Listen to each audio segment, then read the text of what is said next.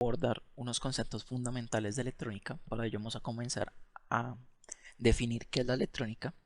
Es la rama de la física y especialización de la ingeniería que estudia e implementa sistemas cuyo funcionamiento se basa en la conducción y el control del flujo microscópico de los electrones y u otras partículas cargadas eléctricamente. Acá vamos a abordar lo que es el átomo, y algo muy importante del átomo es el electrón, que es lo que permite realizar los diversos procesos en la electrónica. Un concepto que debemos tener muy en claro es el voltaje. El voltaje es una magnitud física que impulsa los electrones a lo largo de un conductor en un circuito eléctrico cerrado. Por lo general este conductor es el cable, en las baquelas son los caminos y bueno, esto provoca el flujo de una corriente eléctrica. La unidad de medida del voltaje por el sistema internacional es el voltio. Podemos encontrar dos tipos de voltaje. Uno de ellos es el voltaje de corriente directa. El voltaje de corriente directa es un flujo continuo de electrones a través de un conductor entre dos puntos de distinto potencial. Por lo general le llaman corriente continua de las cargas eléctricas que circulan en la misma dirección. Acá podemos ver una gráfica.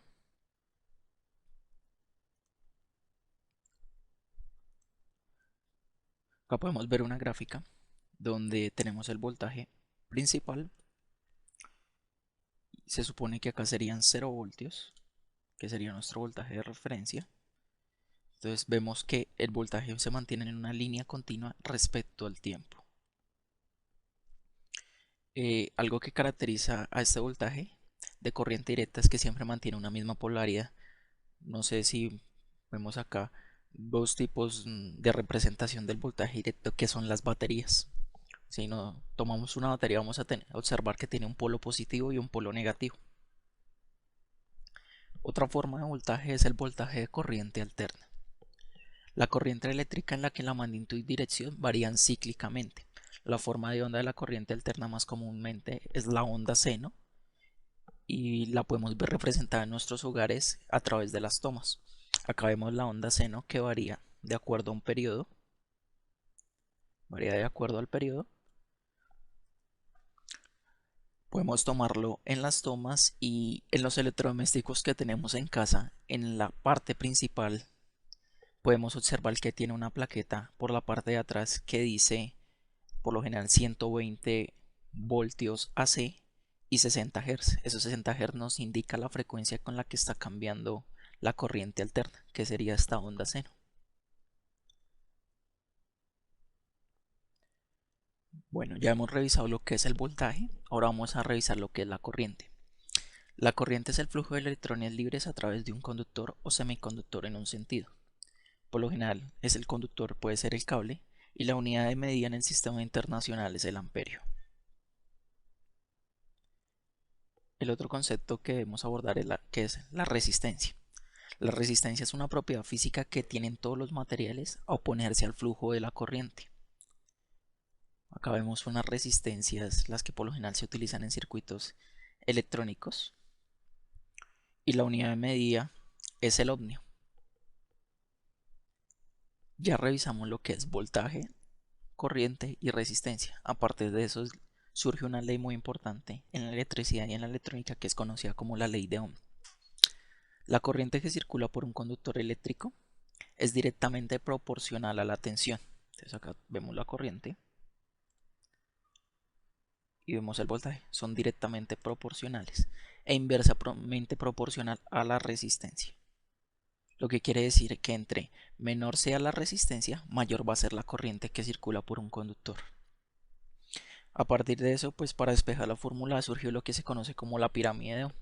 Solo basta con conocer qué variable deseamos trabajar, en este caso sería el voltaje. Entonces voltaje sería igual a intensidad por corriente. Es como si tapáramos con el dedo la letra que quisiéramos. Si por ejemplo tapamos resistencia, entonces resistencia sería igual a voltaje sobre intensidad. Esa es una pirámide muy útil para el desarrollo de circuitos y cálculos de la parte de la ley de Ohm. A partir de los tres conceptos anteriores que son fundamentales, que es importante que los tengamos claros, podemos abordar algo que se conoce como los sistemas electrónicos, que es un conjunto de circuitos que interactúan entre sí para obtener un resultado. Sistemas electrónicos los encontramos por todos lados. Podemos ver acá una imagen de un celular, un computador, cualquier otro circuito. En los sistemas electrónicos podemos encontrar entradas. Las entradas por lo general son sensores o transductores electrónicos que toman las señales que se encuentran en el ambiente o en el mundo físico y las convierten en señales de corriente o voltaje. Que vemos como la representación de un sensor industrial. Y no sé si muchos han visto en los centros comerciales, vemos como unos objetos blancos ubicados en la parte del techo que están emitiendo una lucecita. Ellos están continuamente vigilando que no haya ningún tipo de humo. En el momento que ellos encuentran un humo, pues disparan las alarmas y empiezan a rociar agua porque hay presencia de fuego. Entonces eso podría ser un sensor. Él nos capta la señal, nos las transforma en un voltaje y luego vienen ya circuitos de procesamiento de señal, que es el que abordamos acá, son piezas electrónicas que interpretan y transforman señales de voltaje y corriente. Por lo general eso siempre lo realizan circuitos electrónicos. Pues en este caso vemos acá un chip o puede ser un circuito integrado para la ocasión o para el momento indicado del trabajo que se esté realizando. Y otra parte que aborda los sistemas electrónicos son las salidas. Son los actuadores que convierten las señales de corriente o voltaje en señales físicas útiles. Por ejemplo, un bombillo. Un bombillo puede estar encendido o apagado dependiendo de cómo lo queramos controlar. O la pantalla de un computador. También la podemos trabajar de esa manera, que es una señal de salida. Entonces debemos tener claro que en los sistemas electrónicos tenemos entradas, sistemas de procesamiento y salidas. Observamos lo que es otro tema, que son las señales electrónicas, que es los distintos valores que pueden tomar unas variables en forma de tensión y corriente. Este término tensión es un poco nuevo en el tutorial que hemos estado trabajando. Eh, la palabra tensión es similar a lo que es voltaje, al igual que el voltaje es similar a lo que es diferencial de potencial. Son tres palabras distintas pero significan, manejan el mismo concepto. A partir de las variables que podemos tener de tensión y corriente, podemos tener lo que es una variable análoga. Son aquellas que pueden tomar un número infinito de valores comprendido entre dos límites. Entonces podemos tomar, digamos, yo tengo una señal que me entrega un sensor él me da una señal de 0 voltios a 5 voltios. Él puede tomar infinitos valores de 0 voltios a 5 voltios, por ejemplo, 2 voltios, 3 voltios, 3.1 voltios. Eso significa una variable análoga. La mayoría de estos fenómenos de la vida real dan señales de este tipo.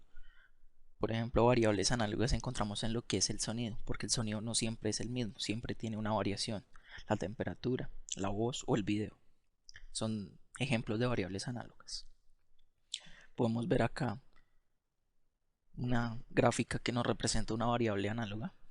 Vemos que cambia con respecto al tiempo, no tiene un valor predefinido. Y ahora vemos lo que es una variable digital.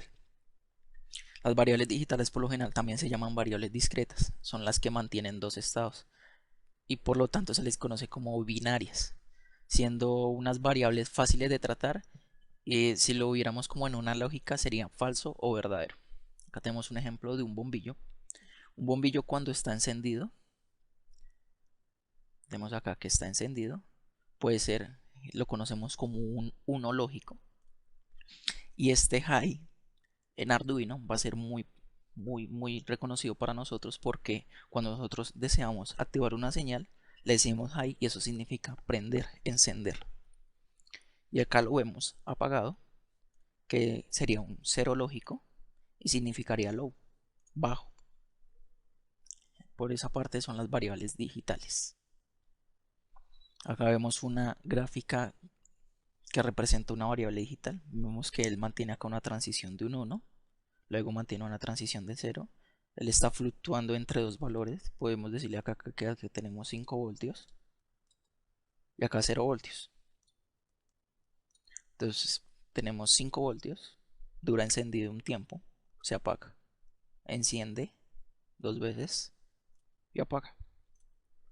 Y observamos ahí cómo maneja el estado discreto, lo que habíamos visto anteriormente, falso o verdadero, por decirlo así. Ahora ya dando un poco más de ejemplo y una cercanía hacia las entradas y salidas digitales, pues una entrada digital podría ser un pulsador que le conectemos a nuestro Arduino, y una salida digital sería un LED, un diodo emisor de luz, que lo podemos encender o lo podemos apagar.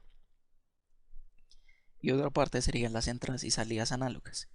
Una entrada análoga podría ser una fotocelda.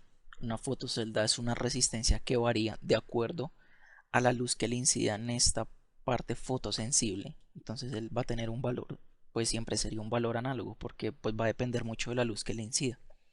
Y una salida análoga podría ser este motor, en el cual yo lo podría variarle la velocidad con respecto al tiempo. Allá tendremos una salida análoga. Otro tema que vamos a abordar y que es muy importante tenerlo en claro es la comunicación serial.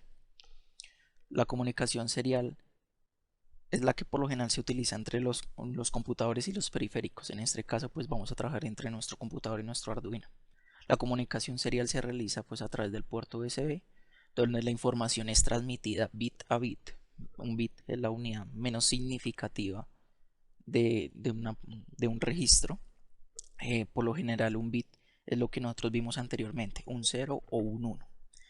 Y lo que hace la comunicación serial es que se envía un bit a la vez. Se envía uno, se espera que llegue, se envía el otro, se envía el otro, se envía el otro. Esto lo vamos a trabajar frecuentemente en nuestra parte de programación.